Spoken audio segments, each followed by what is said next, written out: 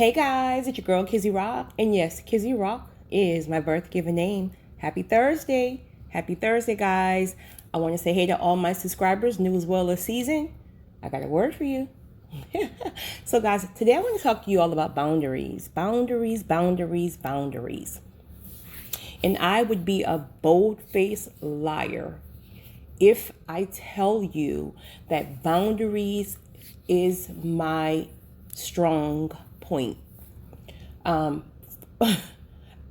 so much better now. And so I'm going to get into a few different things. Now, most of you here are my chosen ones, or all of you here are my chosen ones. I definitely have several empaths as well as myself. Empaths without boundaries is one of the most toxic traits. And the truth of the matter is, we got work to do. We got work to do. All right, so guys, each one of us we're just different. We're just completely different. We all were raised differently. And I think that's why it's so crucial, well, at least me, that's why I don't judge anyone. I just kind of learn to experience people, because there really is no right or wrong in the world. There really is. Well, I mean, there is, but you know what I mean. There's really no right or wrong when you come down to certain things in life, because it's just really about how we were raised. Like, just for a quick example, you can have a married couple and they're literally going at each other's neck because someone washes the dishes right after dinner, and then someone else chooses to rinse it, leave it in the sink, and they will wash it before bed or whatever the case may be, right? Really, there's no right or no wrong, right? And then some of you, maybe my OCD people, are saying, no, no, no. You wash it the second it hits the sink. And then you see, the point of the matter is, as long as it gets washed, but we all are just different. So that's just a quick little reference I threw in there. All right. So with that being said, some of us were raised with boundaries, especially you guys with like those military parents, or just foundation where there was a lot of structure and balance. Like, you make your bed every morning, you do your homework as soon as you get home from school, you take off your school clothes as soon as you get home, you eat exactly at 5:00, you in bed exactly at 9:00. So some people came from that structure and balance background, and then some of us just came from the kind of go with the flow. Like, you do your homework whenever, just get it done before bedtime, right? Or just take off your clothes whenever you get home, or just eat dinner when you feel like it. If you want to go in the room and eat, that's fine. Somebody else is in the kitchen, someone else is in. So again, there's really no right or wrong. It's just about how we were raised. And then you have people who are trying to force people to do something their way. And then that's what's causing a lot of stress, because again, you can't change somebody who's been doing something 20, 30, 40 plus years. Right? People change because they want to change. People change because they have now experienced different, or seen a better way, or decided that this way may be better for their own reasoning. And then they decide to put the work in, and then eventually they change because they want to change, not because we force them to change. That will save you so much stress. Lord, I wish somebody had told me that so many years ago. People want to do what people want to do. I don't care how much greatness you see in them. Let people do what they want to do.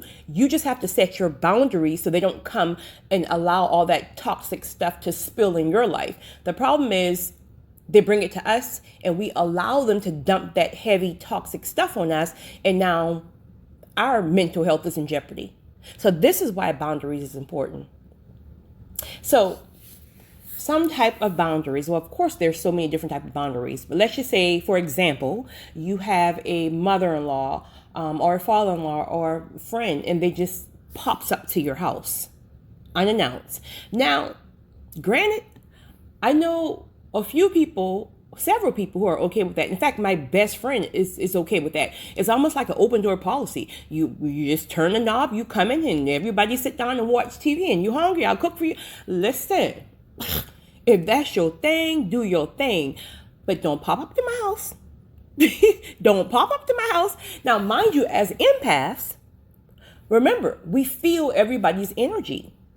That's good or bad, whatever they're going through. So let's just say you are already in a day yourself and you're overwhelmed because you've had a rough morning and there's just so much going on and now your energy is depleted. Well, if someone pop up to your house and you don't have that energy, you're going to be moody, you're going to be snappy, but most importantly, you are jeopardizing your own mental health because you want to sacrifice, right? And allow this person to just keep popping up even though it's not good for you. So again, it's no right or wrong. Either that's something you can tolerate or that's something that you can't. Personally, it's just not something that I can tolerate. Someone just constantly randomly popping up. And then talk about the people who pop up and bring somebody else. Look, listen. You guys will be standing on that porch and I will be crawling away from the door so you don't even know that I've been to the people. Like, listen, your girl ain't got time for that. Your girl ain't got time for that, right? All right. So you're a chosen one. So you have massive amounts of people who come to you for advice, right? This is a big one for me. I've learned this. Lord, I had to put some work in, but I've learned it, and it has been the best thing that I have done. You have people who, and I spoke about this the other day, you have people who come to you and they want all of your advice and your time, and you're pouring into them, and then you give them instructions on what you think they should do or what they're even asking you that they should do, and they do the complete opposite. Now, they've wasted your time. That time you could have took to apply it to your own life or to even help someone else who truly would value your time or your opinion. And then they do the opposite of what you tell them to do, right? And then they come back to you crying the blues. What? You didn't do what I said you should do because you asked. You did the opposite. The opposite didn't work for you. You crashed and burned. Now you want to come back to me? For me to pour into you again? For me to help you? If that is not toxic, I don't know what it is. But my empaths, we struggle with that. Why? Because even if the person did the opposite and now they're crash and burn, guess what? We feel how they feel while they're crashing and burning. And I know my people who are not empaths are saying, well, that's their problem. Very much true. Very so true. But as an empath, again, you feel when people are hurting. And what do you want to do? You want to fix it by any means necessary. You want to fix their hurt and you fix their pain because you're carrying that pain. So it's almost like you want to fix it just so you can feel better. Because when you fix it and they're no longer hurting, then you're no longer hurting. And that has to be a person who's not an empath, you will think empaths are crazy because it's like, who in the world? Let them crash and burn, right? So with boundaries, you set boundaries. All right, this is what you should do. If it doesn't work, you on your own. And when it doesn't work and when they're going through stuff, you yourself are going to have to be intentional, no matter how much it takes for you to do it. If you have to just not even answer their call so you don't feel their hurt and their pain, if you just, anything that opens the airway for you to feel what they're going through while they're crashing and burning, you're going to have to shut it off. And that sometimes means shutting off your computer, whatever. Stroll past them, keep it moving, because the more you read about it, or you're going to feel it and you're going to want to fix it. No, boundaries. I gave you the answer. You didn't respect it. So now you're on your own. And that is so easier said than done when you've never placed boundaries, especially, again, if you were raised without boundaries. You may have had a parent who would put you under punishment. Let's just say you acted a fool in school, right? You acted a fool in school, and you now know when you get home you're about to get it, right? So you probably done got the switch off of the tree, tell them the age, right? And your parent is saying for 2 weeks, no television, no, well, I don't know about cell phones. I don't think we really had cell phones like that. No pager, no beeper. 2 weeks, no telephone, 2 weeks, no beeper. And now you cried and you're all sad. And 2 days within the punishment, your parents give you back the beeper in the telephone. I'm sorry, in the TV.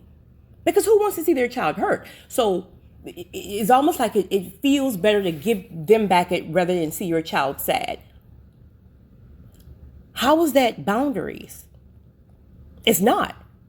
So you learn early on not to stick to boundaries.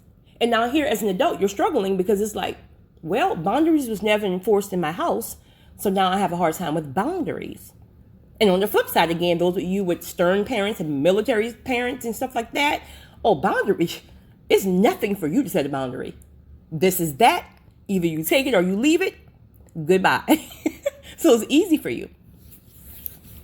Now, you have people out here are just, one of my guy friends, we've been friends for a very long time. He's this person, like, nothing in the world bothers him. I just wish I could have his aura and just nothing in the world bothers him. People who are the complete opposite of him, like he's one of these people who can like live with anybody. Like nothing bothers him. He takes nothing personal. So if you're like that and you're not struggling in your mental health with anxiety or just depression and things like that because people are crossing your boundaries, then maybe you don't need to set boundaries if you choose not to. But if you're someone and people are doing certain things to you because you don't have proper boundaries in place and you're angry, you are resentful, you're not speaking up, so you're holding all this stuff in. You don't want to have a conversation with the mother-in-law who's popping up and coming in your house, running your household, telling you your kids are dirty, coming in and criticizing your food, and you just holding all that stuff in, right?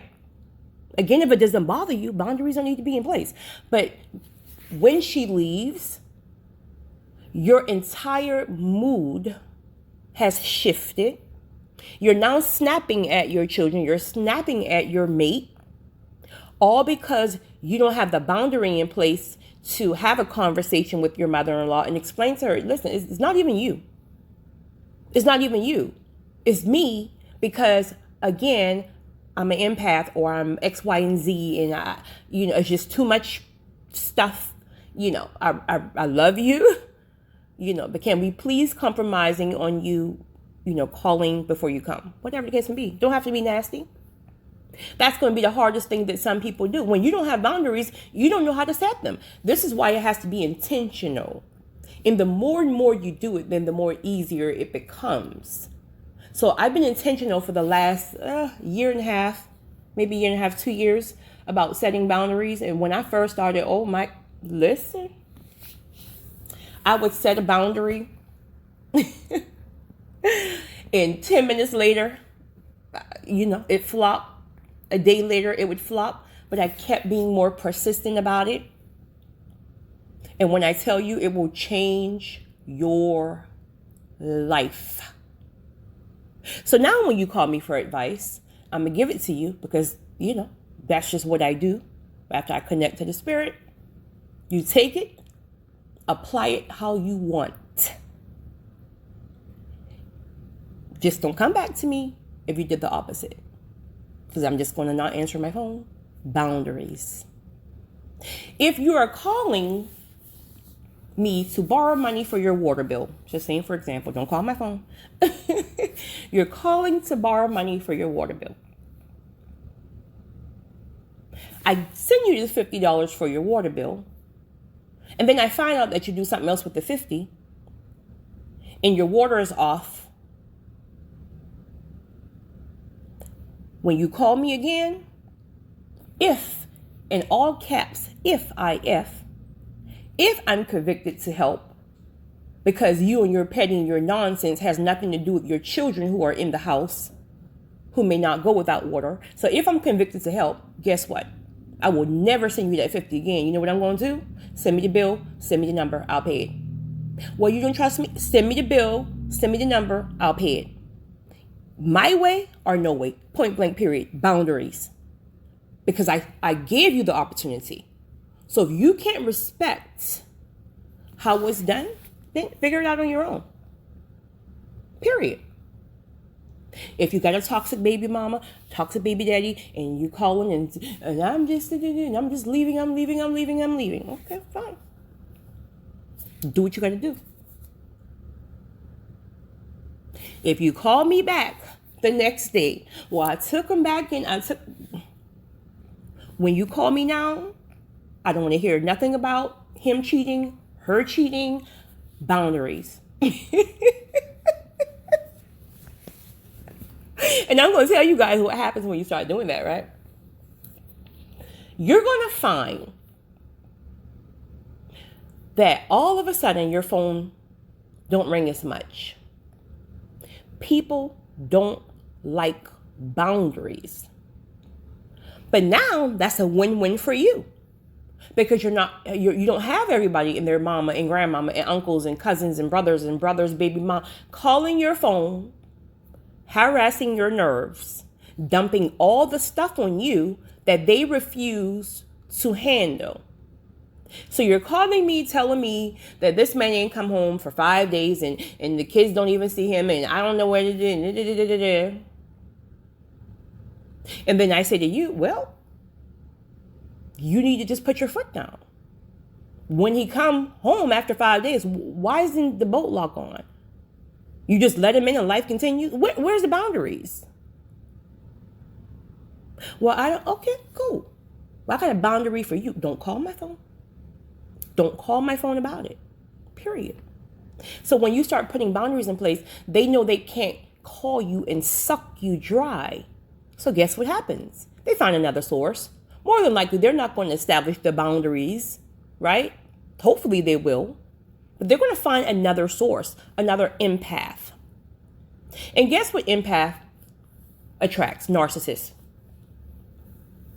Empath literally attracts narcissists. A narcissist literally get their supply, well, from anybody, any means necessary, but they literally target empath. So as an empath, it is so crucial, well, anybody, not just empath, that you set boundaries if you feel like your mental health is in jeopardy. If you are constantly upset all day long, your anxiety is through the roof, you're stressed out, you're resentful, your whole day is a mess because you've now committed to do something that you didn't want to do because you didn't put the boundaries in place.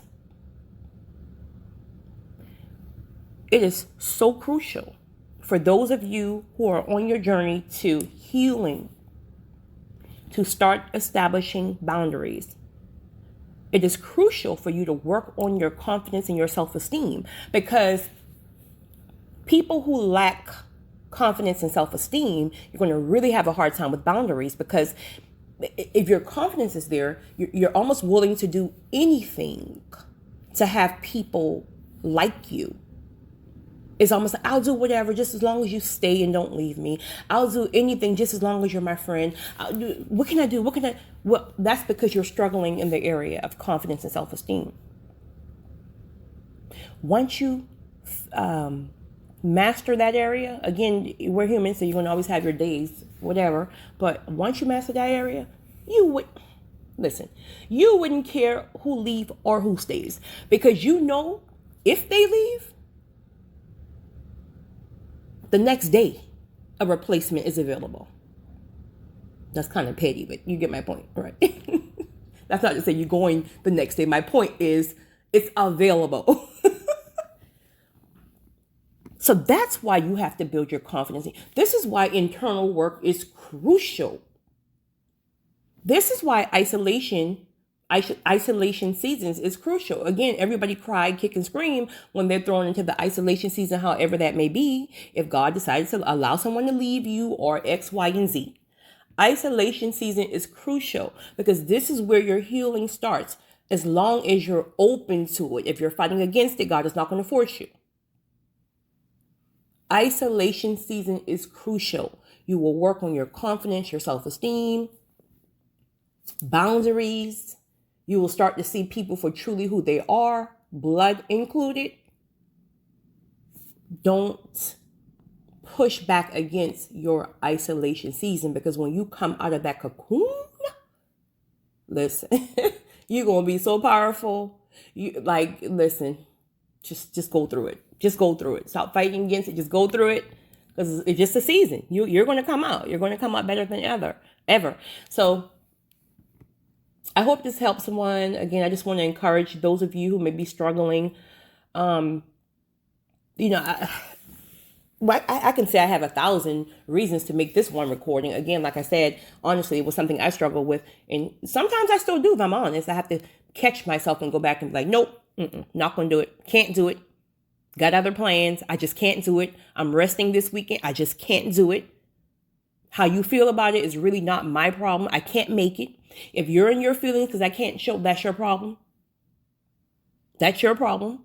Because the days of me going and forcing myself to go so you don't feel some kind of way because maybe I supported this person and I got to prove to you that I support you too to make you happy. Done that. Been there, done that. Won't do it no more. Won't do it no more. Because people will try to put things on you that they won't even do themselves. You're in your feelings because I supported somebody and I couldn't support you this weekend. But rather than you figure out or ask why I couldn't support you, you want to compare yourself to the next person where you supported him, but you didn't support me. Really? This is what we doing? This is what we doing? Honey, I am not responsible for you and your sensitivity, right? Call your girl, hit your girl up whenever you out your feelings because I ain't got time. That's boundaries. I would have never had that. I would have been off of a 12-hour flight trying to make this event because I'm worried about somebody else's feelings. Child. Ooh, I wish I had known this some years ago. I would have saved myself a lot of stress. But so I can have many reasons to make this recording. But what really, really made me nudged at me to make it today was I had someone emailed me, a young lady who we actually went to school together. So I know her and I do know her to be one of these people who deals with a lot of mental health issues, anxiety, stress, all that stuff. Always. And it's always about something someone else is doing to her or requiring of her and her not knowing how to say no and not setting boundaries. So she made this random long post about just depression and she just tired of people and she just feel like doing this and doing that and she feel like going to Mars and all this stuff. And then she messaged me several times actually. And so when I hit her back and, she was just like, it's my family. And they always want me to do this. And then when I want someone to help with my animals, they won't even help. And but when I'm there and they're calling me and I'm lending them money and when it's time to pay back the money for my rent, they say they don't have the money, but yet they're buying new shoes. She's going on and on and on and on and on and on, right? And I listened to her. But everything she was stating was because she didn't set boundaries.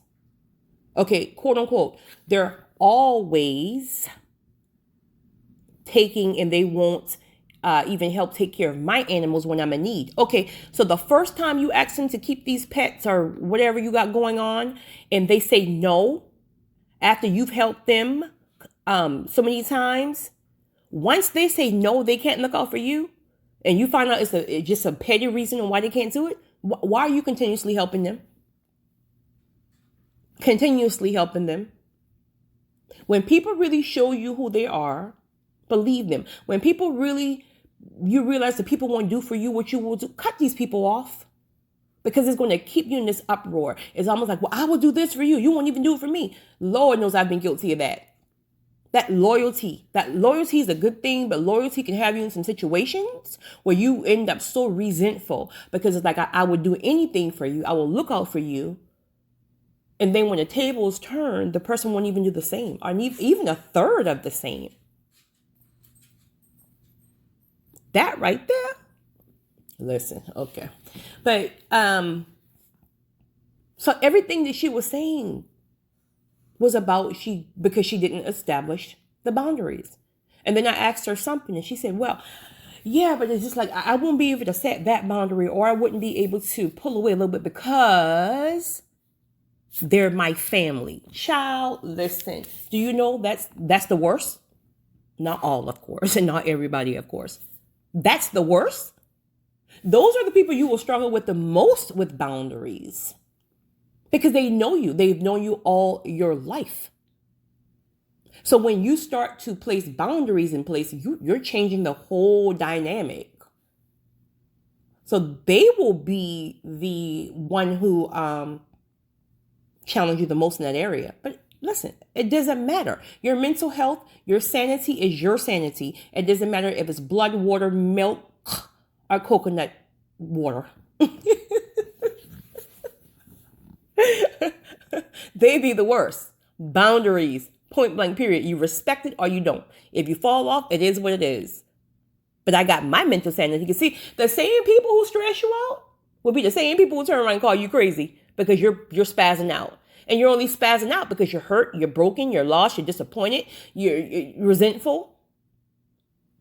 And the same people. So you're trying to save face and have a lack of boundaries with the same people who will call you insane because you're going off of the handle because they don't respect a boundary. You better put them boundaries in place and keep your sanity and your peace of mind because they're going to talk about you if you're doing bad or you're doing good. Right? So anyway, guys, I hope this helps someone. And you guys have a great Thursday. It's your girl, Kizzy Rock.